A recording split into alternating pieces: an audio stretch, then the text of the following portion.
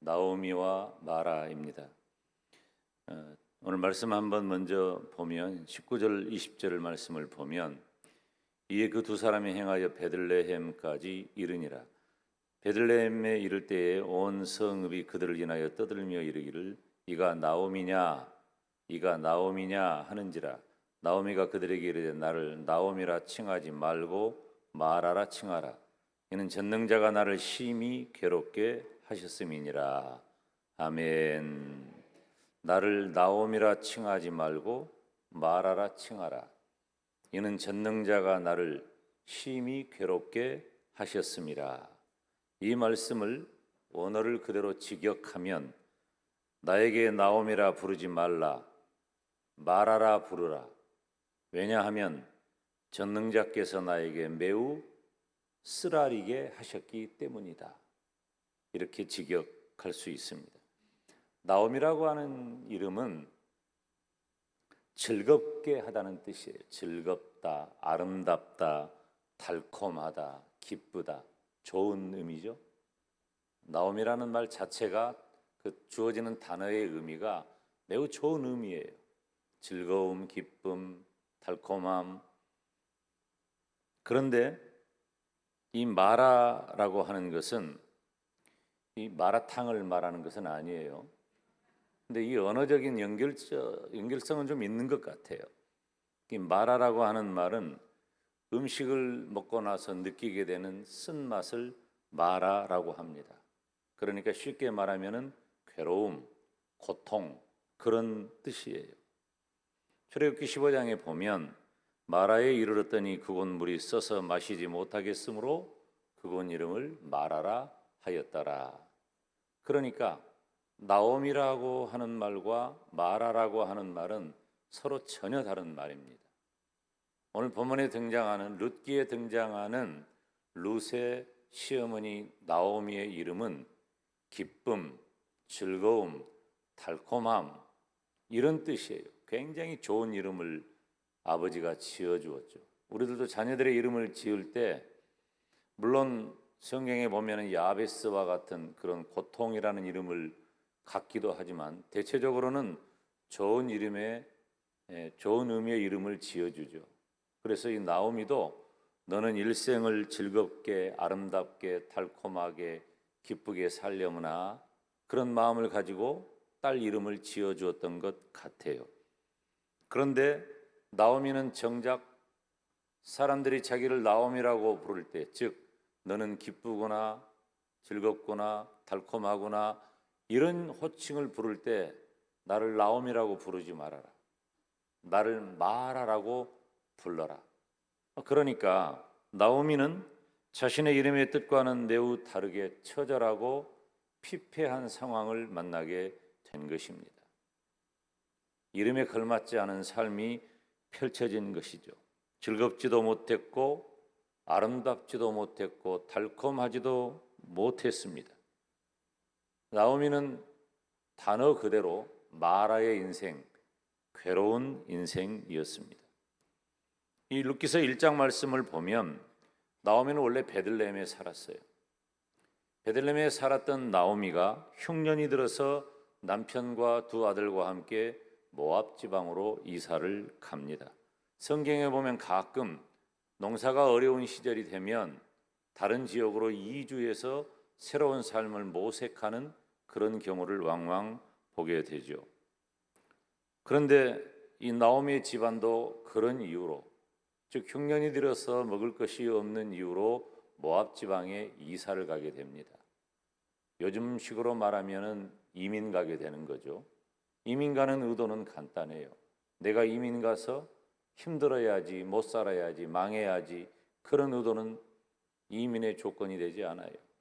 이민을 갈 때에는 큰 꿈을 안고 이곳에서는 좀 어렵고 힘들지만 내가 알지도 못하는 그곳에 가서는 뭔가 좀 성공해버리라, 잘 돼버리라, 지금보다는 향상된 삶을 살아보겠다고 이민을 택하게 되는 것이죠. 그런데 모압 지방으로 갔던 나오미에게 어떤 일이 생겼습니까? 모압에서 남편이 죽었습니다. 모압에 가서 혼인한 두 아들도 죽었습니다. 그래서 자신과 두 자부, 즉 세 과부만 남게 된 것입니다. 지금도 그렇지만 당시 과부는 정말 불쌍한 존재입니다. 그래서 그 불쌍한 그 과부를 돕고 격려하고 새로운 인생을 열어주기 위해서 형사 취수제, 계대 결혼, 성경에는 기업 물을 자 제도를 두었습니다. 형이 죽으면 그 아우가 그 형수를 취하여 아내를 삼고 후사를 모색하게 되는 것이죠. 그래서 거기서 후사가 생기면 그 가문의 대를 이어가는 것이에요. 그런데 후사를 보지 못하면 또 그 동생에게로 다시 시집을 가서 또다시 후사를 모색하게 되는, 당시 과부는 정말 불쌍하고 초라한 존재, 비참한 존재입니다.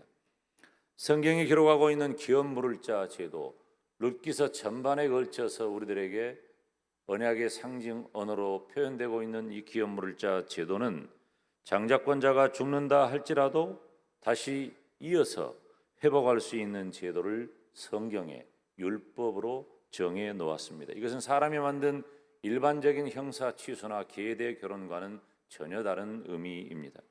그것은 구속의 역사가 기업 물을 자 제도에 담겨 있기 때문입니다. 신명기 25장 5절 6절 말씀을 보면 형제들이 동거하는데 그중 하나가 죽고 아들이 없거든 그 죽은 자의 아내는 나가서 타인에게 시집가지 말 것이요. 아무에게나 시집가지 말라는 거예요.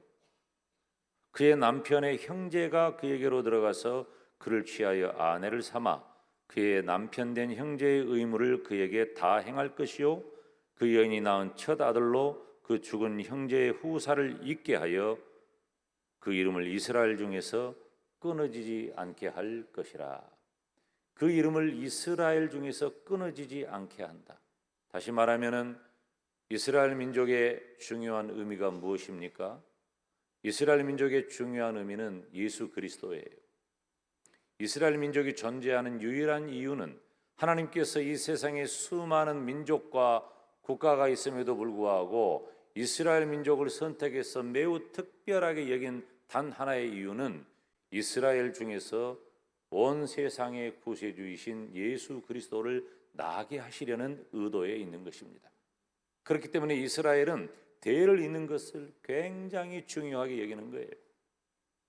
대가 끊어지지 않도록 하려는 하나님의 영적 장치가 기업 물을 자 제도입니다.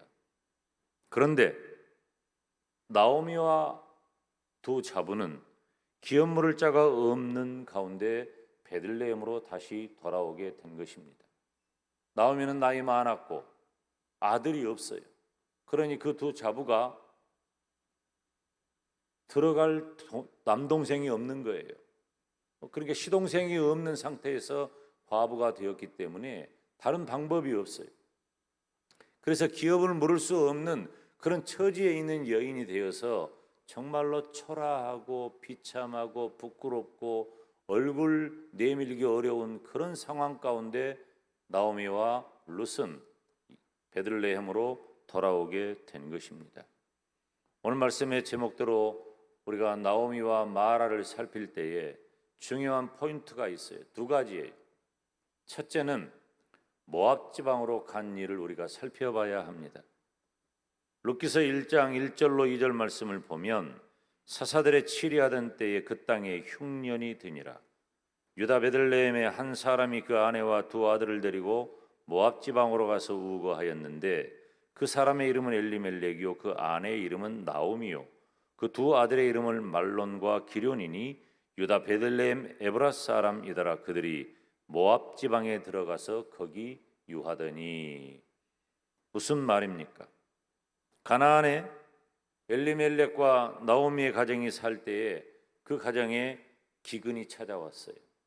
요즘식으로 말하면 환란이 다가온 겁니다. 어려움을 만난 거예요. 여러분, 이런 일은 우리 인생 중에 얼마든지 있습니다. 야, 저 사람은 무슨 걱정이 있을까? 염려도 걱정도 근심이 없겠다. 나도 저 사람처럼만 살면 더할 나위가 없겠네. 그렇게 보여지는 그 사람도 그 사람 나름의 환란이 있고 그 사람 나름의 근심이 있고 무너지는 삶의 모습이 있는 것입니다. 그런데 이 나오미의 집안은 그런 어려움을 만났을 때 어떤 선택을 합니까? 모압 지방으로 이사를 갑니다. 이민을 간 거죠. 모압 지방으로 이사 간 지 10년이라고 하는 시간이 지났습니다. 10년이면 강산이 변한다고 하잖아요. 우리 대전 파남이 지역에 타 지역에서 이사 온 지 10년 넘은 분들이 아마 이 중에도 여러분 계실 거예요. 대전은 교통의 요지이기 때문에 많은 사람들이 모여드는 좋은 도시죠. 제가 대학 다닐 때 대전을 방문한 적이 있는데 택시를 탔어요. 야, 나는 세계에서 가장 친절한 사람 사는 곳이 대전이라고 생각했어요.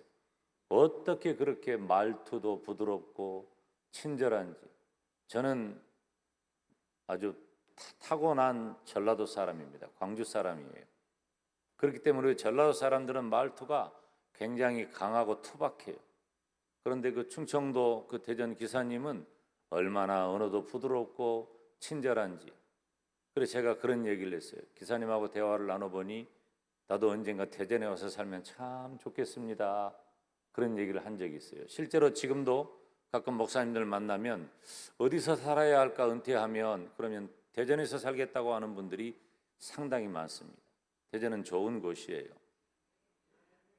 대전이 좋으니까 아멘 하는군요. 그런데 10년 정도 시간이 지나면 대전 사람이 됩니다. 대부분 그래요. 이곳에서 정착하고 이곳에서 삶의 의미를 갖게 되고 또 이곳에서 상당한 성과를 얻게 되기 때문입니다. 그런데 10년이라는 세월이 지나 이제 나오미와 그 집안이 안전히 정착했을 시간이 흘렀지만 뜻하지 않은 상황이 생겨났습니다. 그것은 나오미의 남편도 죽고 나오미의 두 아들도 죽어버린 거예요. 여러분, 그때 당시에 한 집안의 가장이 그리고 두 아들이 다 죽어버린다고 하는 것은 엄청난 시련과 비극이 온 거예요. 아예 집안이 망했다고 보면 틀림없는 표현입니다. 그러니까 여인들로서는 아무것도 할 수 없어요. 나오미는 표현할 수 없는 고통과 충격 그리고 낙심 가운데 거했습니다. 그래서 나오미는 어떤 고백을 합니까? 여호와의 손이 나를 치셨다. 나오미는 다 잃어버렸습니다. 남편이 죽고 그것만도 너무나 힘든데 두 아들마저 죽어버렸어요.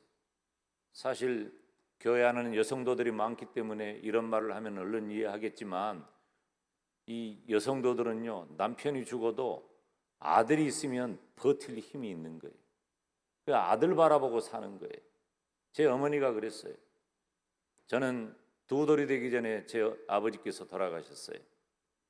어머니 뱃속에는 제 여동생이 여전히 있었고, 그런데 제 어머니가 예수님을 믿지 않는 분이었어요. 저도 중학교 다닐 때 어쩔 수 없이 교회를 다니기 시작했지 우상 섬기는 일만 가득했던 집안이었기 때문에 제가 얼마나 귀한 아들이었겠어요. 나중에 물돈을 아들이니까 그렇게 귀하고 소중한 아들이었죠. 저를 그냥 하나님처럼 모시고 살았어요. 그러니까 어머니는 남편이 없었어도 아들인 나 하나만을 바라보고 살아올 힘의 근거를 찾게 되는 것이에요. 그런데 나오미는 남편도 죽고 큰아들도 죽고 둘째 아들도 죽고 남자는 씨가 말랐어요. 여인들이 할 수 있는 것은 그때 당시에 아무것도 없었어요. 정말로 비참한 상황입니다. 모압으로 간 것은 어떤 의미입니까? 모압으로 갔다는 것은 베들레헴을 떠나 가나안을 떠나 모압으로 갔다는 것은 불신앙의 길로 갔다는 것입니다. 그들이 삶을 개척하기 위해 무언가를 이루기 위해 혹은 자신들의 생명을 유지하기 위해 선택한 것이 모압으로 간 것, 불신앙의 길을 선택한 것입니다. 그런데 결과적으로 모압으로 간 불신앙의 길은 마라의 길, 괴로움의 길, 고통의 길이 되고 말았습니다. 사랑하는 성도 여러분, 우리는 어떤 경우에도 불신앙의 길을 가지 말아야 합니다. 불신앙은 쳐다보지도 말아야 합니다. 지금 내 삶이 좀 힘들고 어렵고 공고해도 내가 처한 상황이 아무리 비참해도 절대로 믿음만은 놓지 않기를 주님의 이름으로 축원합니다. 미가서 5장에 보면은 베들레헴에 대해서 이렇게 표현해요. 베들레헴 에브라다에 너는 유다 족속 중에 작을지라도 이스라엘을 다스릴 자가 내게서 내게로 나올 것이라. 그의 근본은 상고의 태초니라. 그러니까 베들레헴은 매우 복된 도시예요. 하나님이 작정해 놓은 도시예요. 베들레헴이라고 하는 말이 떡집이라는 뜻이죠. 예수님은 생명의 떡이셔요.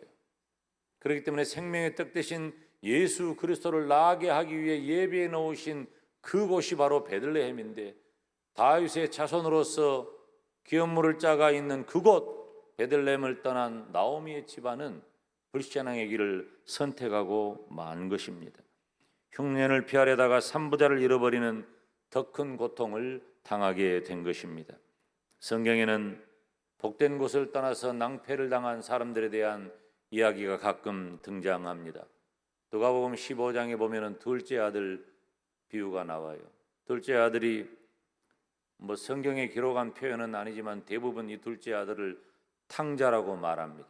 그 둘째 아들은 아버지에게 자신의 지분을 다 미리 물려받아 가지고 다른 곳으로 갑니다. 아버지 곁을 떠난 거예요.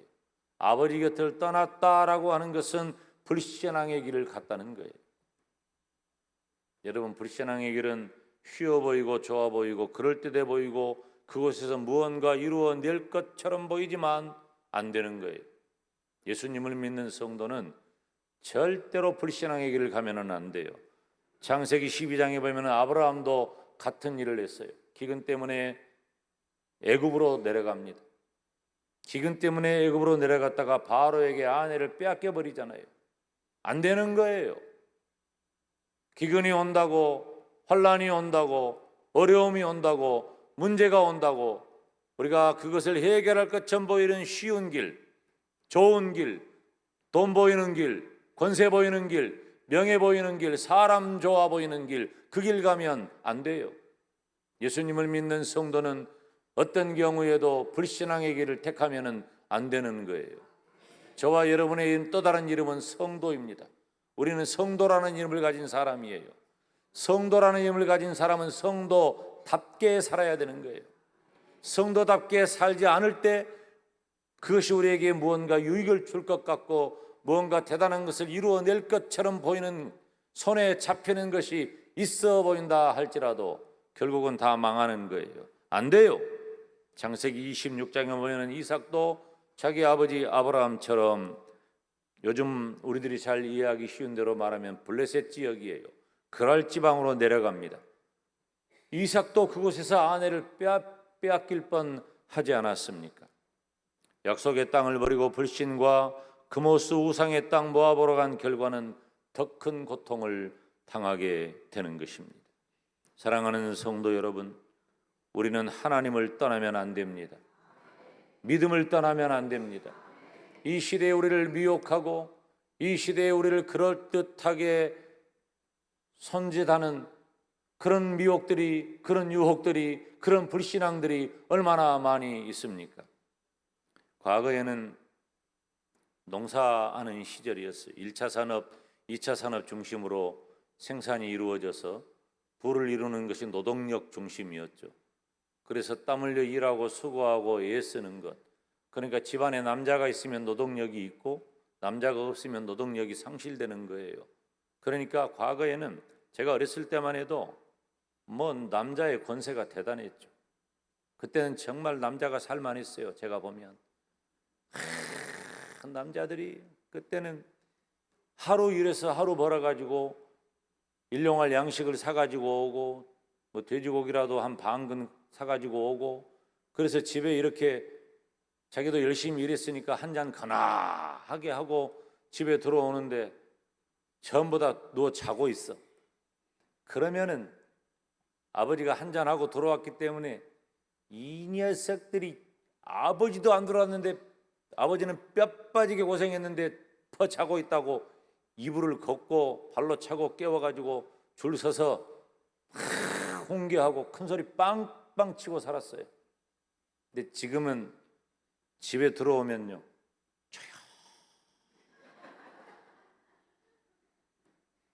누가 깰까 봐 조용히 들어옵니다. 통장 뺏긴 지는 이미 오래고 조용히 들어오면 겨우 우리 집에서 기르는 깰까 봐. 아내가 무섭고 아이가 무서운 시대가 되었어요. 요즘은 남자와 여자가 그렇게 큰 차별이 없는 시대입니다. 경제적 활동도 마찬가지예요.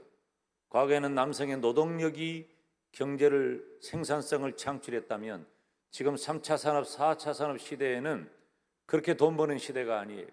돈을 버는 것도 땀 흘려 수고하고 애써야 버는 것이 아니라 간혹은 머리 좋은 사람, 간혹은 기술 좋은 사람, 간혹은 때를 잘 만난 사람, 간혹은 어떤 지역에 사는 것이 유리한 사람이 큰 돈을 만지는 시대가 되었어요. 그러니까 남성과 여성이 그리고 나이 많은 사람과 적은 사람이 그렇게 경제적인 생산성에 대한 큰 차이를 느끼지 못해요. 오히려 저거 어디다 쓸까 고민하고 야 저거 사람 노릇 못하겠는데 하면 나중에 그 사람이 대박치는 세상이 지금 우리가 사는 세상 아닙니까? 그렇기 때문에 지금은 누가 무엇을 어떻게 해도 무언가를 이루어낼 수 있는 그런 시대에 우리가 살고 있어요. 그렇기 때문에 고지식한 믿음을 설교하는 것은 얼마나 힘들고 어려운 시절이 되었는지 몰라요. 요즘 목사님들이 하지 말아야 할 몇 가지 설교 주제가 있습니다. 첫째, 천국 설교하지 말아라. 둘째, 지옥 설교하지 말아라.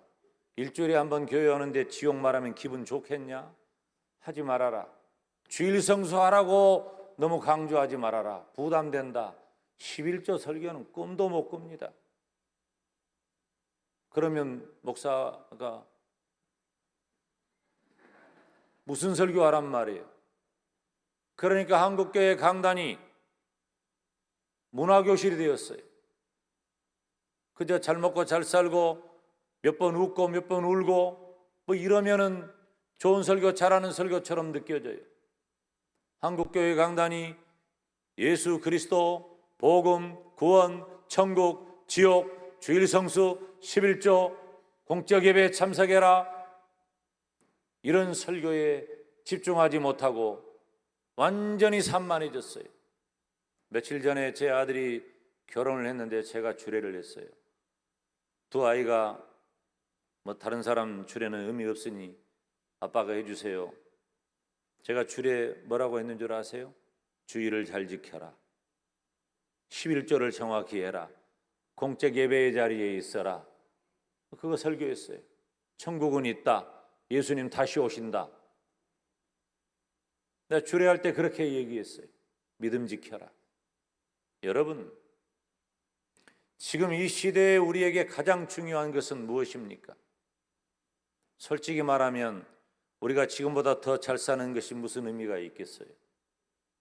지금 우리 대한민국은 세계 최고의 문화와 물질 문명을 누리고 살아갑니다. 마치 성경에 기록한 애굽과도 같은 그런 모습이 우리나라에 가득한 거예요. 애굽은 우상이 가득한 곳입니다. 우리도 지금 우상 가득한 곳에 살고 있습니다. 심지어 물질이 신이 되는 맘모니즘을 나도 모르는 사이에 섬기고 있어요. 더구나 드러내놓고 교회 다니는 사람의 30%는 점집을 찾는다고 하니까 도대체 무엇이 부족해서 우리 목사님의 설교와 강단에서 증거되는 말씀과 교회가 우리에게 허락된 수많은 신앙적 유익을 다 놓아두고 왜 세상을 향해 나아가느냐 하는 것입니다. 더 좋은 것을 선택한 것 같아도 믿음의 원리가 아니면 나오미로 살아야 할 사람이 마라가 되어버린다는 사실입니다. 안 돼요. 안 되게 되어 있는 거예요. 우리 교회는 부족한 종이 지금 16년째 사역을 하고 있는데 전임 목사님은 32년 사역을 하시고 은퇴하셨어요. 32년 사역하는 동안에 내내 제가 집중해서 살펴보았고 같은 노회니까 또 원로 목사님도 저를 계속해서 잘 살펴보았는데 한 가지 공통점이 있어요. 그것은 진리를 소중히 여긴다는 거예요. 믿음을 소중히 여긴다는 거예요.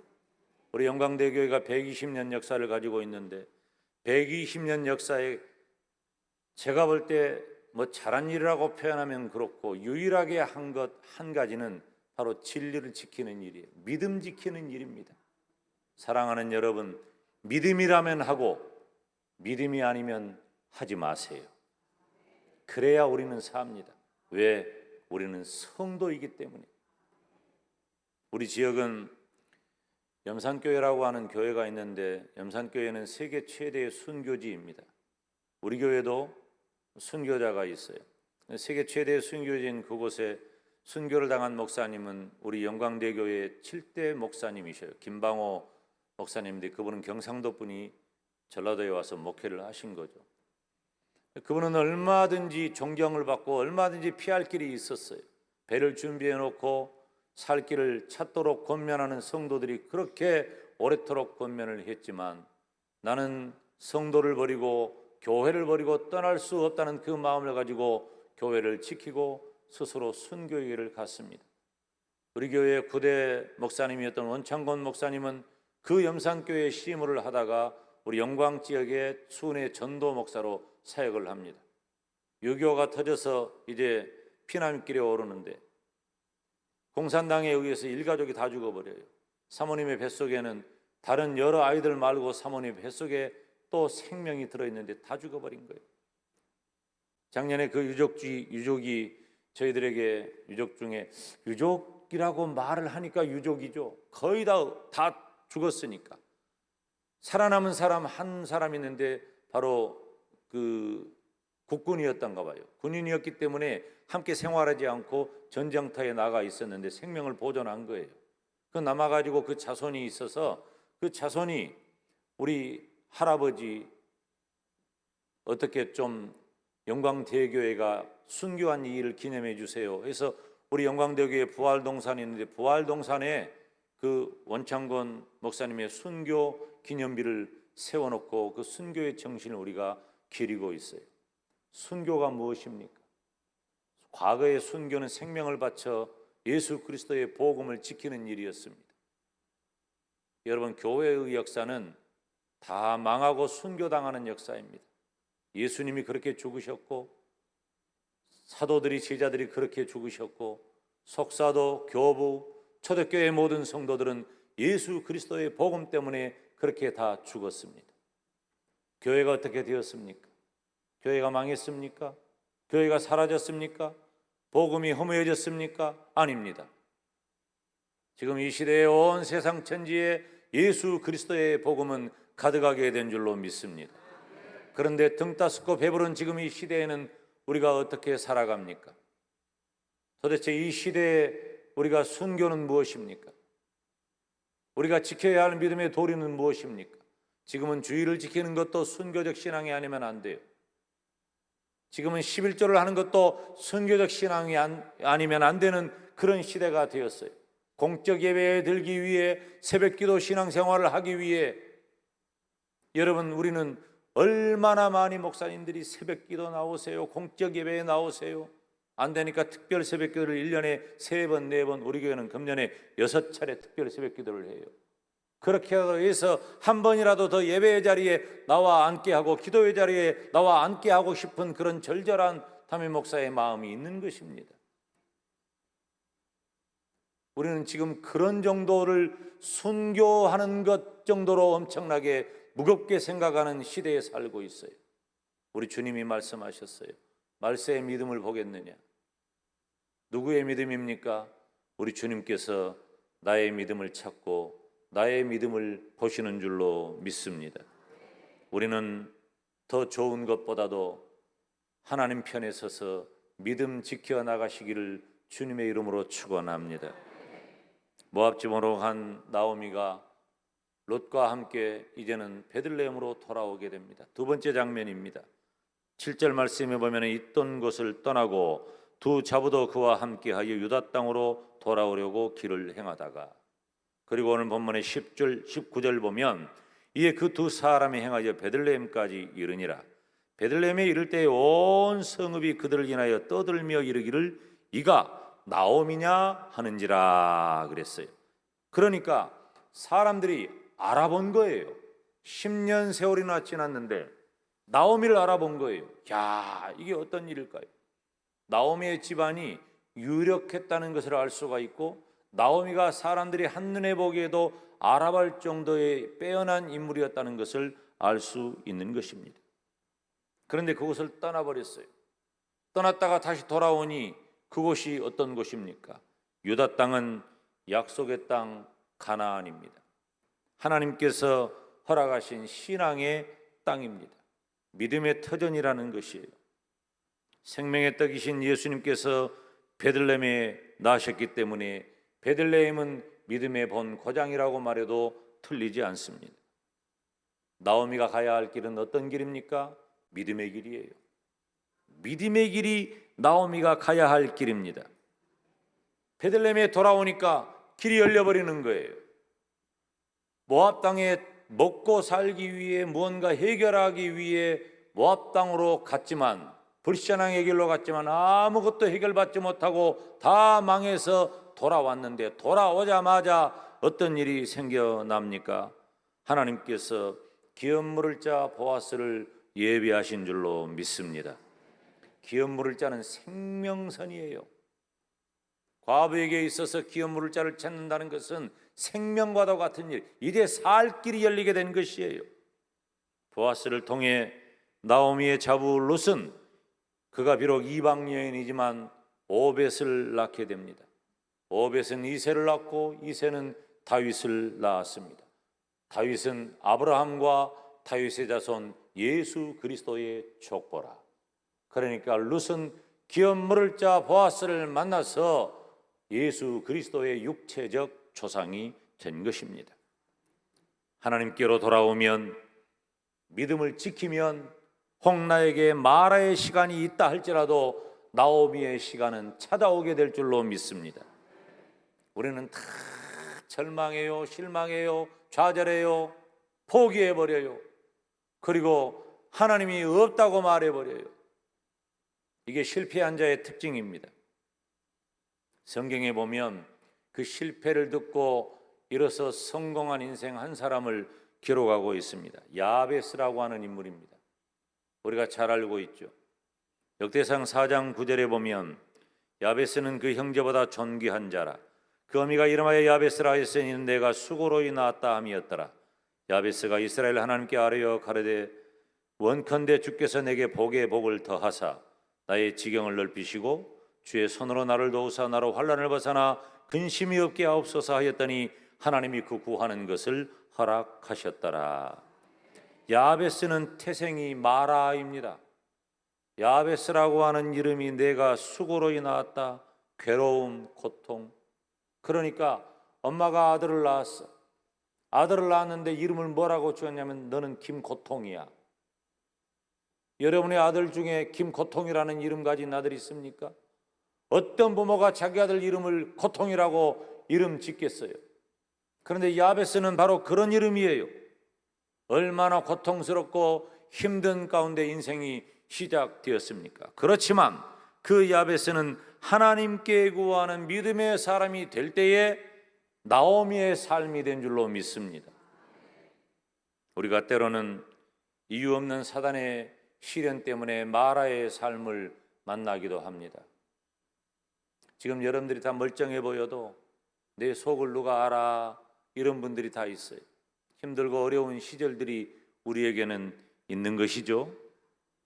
그 중에 대표적인 사람이 욥이라고 하는 사람입니다. 욥은 자녀들이 하루아침에 몰살당한 거예요. 여러분, 욥처럼 부러움을 받을 사람이 없어요. 욥은 당대의 거부였고, 그리고 자녀들도 효자였어요. 효녀였어요. 믿음을 지켰어요. 욥은 동방의 의인이라고 일컬음을 받을 정도로 놀라운 믿음의 소유자였어요. 그런데 도대체 무엇이 문제입니까? 악한 사단 마귀는 그런 욥을 가만두지 않습니다. 물론 하나님의 허락을 받았지만은 욥의 인생은 하루아침에 비참해졌습니다. 자녀들은 몰살당했고 재벌 같은 재산도 없어졌고 욥은 비웃음거리가 되고 말았습니다. 욥의 태도는 무엇입니까? 좌절하고 절망하고 낙심하고 고통스러워하고 스스로를 비관해하는 그 시간보다도 욥은 믿음을 버리지 않았고 믿음을 지켰습니다. 욥은 모압으로 가지 않고 베들레헴에 머무른 영적 사람이었습니다. 결국 욥의 인생에는 나오미의 삶이 찾아오게 된 줄로 믿습니다. 욥기서 42장 10절에 보면 욥이 그 벗들을 위하여 빌매 여호와께서 욥의 곤경을 돌이키시고 욥에게 그전 소유보다 갑절이나 주신지라. 하나님께서 믿음을 지킨 욥에게 모든 것들을 다 회복시켜서 마라의 길로부터 나옴의 길로 선물해 주셨습니다. 사랑하는 성도 여러분, 부족한 종은 어떤 경우에도 성도들에게는 문제가 없고 만사가 형통하다, 꼭 이렇게 말할 수 없어서 힘들 때가 너무너무 많습니다. 저도 그런 말 하고 싶어요. 저도 예수 믿고 구원받아 천국 갈 뿐만 아니라 이 땅에서 염려와 걱정과 근심, 고통 없이 기쁨과 감사와 행복과 평안만 넘쳐나는 만사가 형통하는 삶이 우리들에게 열릴 것이라고 내가 날마다 외치고 싶고 날마다 증거하고 싶고 날마다 그렇게 한 사람 한 사람 붙잡고 말하고 싶어요. 그렇지만 우리가 예수님을 믿는다고 해도 구원받아 천국 백성이 되었다고 할지라도 우리의 인생에는 어쩔 수 없는 마라의 시간이 다가오게 되어 있는 것입니다. 제가 가끔 언론에 인터뷰를 할 때인데 그런 질문을 받아요. 목사님은 어떨 때가 힘드십니까? 어떨 때가 가장 힘드십니까? 그런 질문을 받을 때가 있어요. 저는 한결같이 그렇게 대답을 합니다. 성도가 힘든 시간을 보낼 때에 나도 힘듭니다. 담임 목회를 해보지 않은 사람은 이 말을 도무지 이해할 수 없을 것입니다. 저는 가끔 그런 얘기를 해요. 여러분이 좋으면 나도 좋습니다. 여러분이 힘들면 나도 힘듭니다. 성도들이 한 걸음 한 걸음 힘든 길을 걸어갈 때 얼마나 담임 목사는 힘든지 몰라요. 병상에 나아가 머리에 안수하며 기도해주고 돌아오면서 눈물을 흘릴 때가 한두 번이 아니에요. 어렵고 힘들고 서럽고 해답이 보이지 않는 그 답답한 길을 걸어가는 우리 성도들을 보면서 나 몰래 눈물을 흘릴 때가 얼마나 많은지 모릅니다. 그렇지만 이 말은 할 수 있어요. 마라의 시간을 믿음으로 견디면 나오미의 시간은 다가옵니다. 지금 내가 만난 억울하고 괴로운 일이 그것이 내가 지은 죄 때문이 아니라면 그것은 마라의 시간입니다. 어떻습니까? 믿음으로 견디시기를 바랍니다. 내게 주어진 그 마라의 시간을 믿음으로 잘 견딘다면 억울하고 괴로운 일, 그 모든 것들은 기쁨과 즐거움과 평안함, 나오미의 시간으로 분명히 찾아오게 될 줄 믿습니다. 우리는 어떻게 해야 할까요? 모압으로 가지 말고 베들레헴으로 돌아오시기를 주님의 이름으로 축원합니다. 불신앙의 길로 가지 말고 믿음의 자리에 든든히 서기를 주님의 이름으로 축원합니다. 교회에 시험이 들어서 어떤 분이 저를 찾아왔어요. 몇 사람이 찾아온 거예요. 몇 사람이 찾아와가지고 저에게 도움을 청해요. 사실 우리 교회 성도가 아니면 다른 교회 성도의 일은 제가 대답하기 참 쉽지 않습니다. 그렇지만 어려움을 만나서 찾아와 상담하는 분들이 가끔 있어서 대답을 해줄 때가 있는데 이런 표현을 하는 거예요. 목사님이 너무 힘들다. 목사님 때문에 신앙생활이 힘들다는 거예요. 사실 교회 안에 목사님이 차지하는 비중이 가장 크잖아요. 목사님이 하시는 설교, 목사님이 하시는 기도, 목사님의 삶, 그런 모든 것들이 우리들에게 얼마나 중요한 가치와 기준이 됩니까? 그런데 정작 그들이 바라봐야 할 목사님 때문에 시험이 든 거예요. 제가 이런 얘기를 했어요. 어떤 경우에도 예배의 자리를 지키세요. 예배의 자리를 지켜라. 그리고 목사님 보기 싫으면 눈을 감고 있어. 가끔 눈을 떠봐라. 그리고 또 보기 싫으면 또 눈을 감아라. 그 또 눈을 떴는데 볼만하네 그러면 좀 더 봐줘라. 그러다가 또 보기 싫으면 또 눈을 감아버려라. 또 눈을 뜨니까 좀 괜찮다 그러면 견딜만 하면 좀 더 견뎌봐라. 그리고 목사님이 무슨 설교를 해도 은혜가 안 되고 힘들고 듣기도 싫고 그런데 예배의 자리에 앉아 있으라고 하니 그래도 들어라. 아니 듣지 말아라. 아예 듣지 말아라. 그러다가 무슨 말인고 하고 한번 들어봐라. 들어보니 에이 못 듣겠다. 또 듣지 말아라. 그리고 다시 또 한번 괜찮은 말 같네. 그럼 좀 더 들어봐라. 그 듣다가 그 말씀이 은혜가 되면 아멘 해라.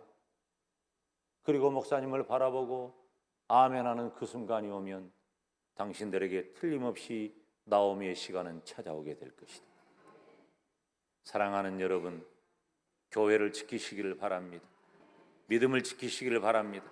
불신앙의 길을 가지 마시기를 바랍니다.